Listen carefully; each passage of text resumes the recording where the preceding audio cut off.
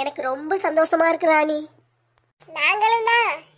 அப்போ நாங்க சீக்கிரம் கல்யாண சாப்பாடு சாப்பிடுவோம். ஆமா டி, ஒரே வெக்கமா இருக்குடி.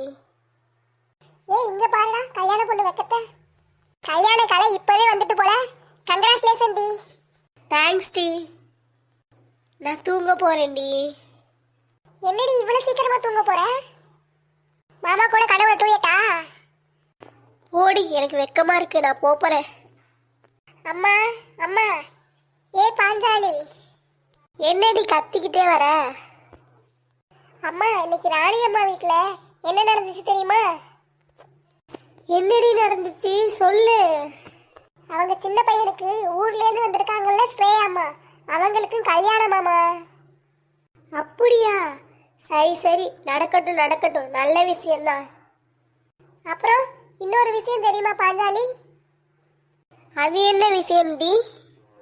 ராணி அம்மாக்கு என் சமையல் தான் ரொம்ப பிடிக்கும், தினமும் பாராட்டுவாங்க. ஆரியா சார் இன்னைக்கு பாயசம் நல்லா இருக்குன்னு என்னை தேடி வந்து சொல்லிட்டு போனாருமா. என் தங்கம் எது சமைச்சாலும் சூப்பராக தான் சமைக்கும், எனக்கு தான் தெரியுமே. என்ன அடிக்கடி கொஞ்சம் கிறுக்கு பிடிச்சிக்கும், அவ்வளோதான், வேற ஒன்றும் இல்லை. பத்திரகாளி உன்கிட்ட சொன்ன பாரு, நான் தூங்க போறேன், போமா.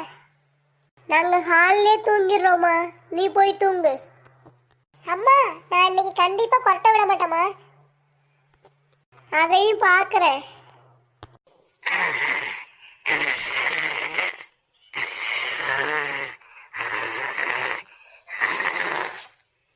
ஐயோ ராமா, ஆரம்பிச்சிட்டாளா?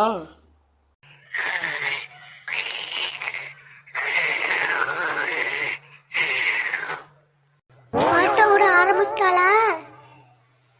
அம்மா, நான் தான் சொன்னேன்ல இங்க தூங்க வேணான்னு, நீ கேட்டியா? அக்கா தாமா சொன்னா கொரட்டை விட மாட்டேன்னு.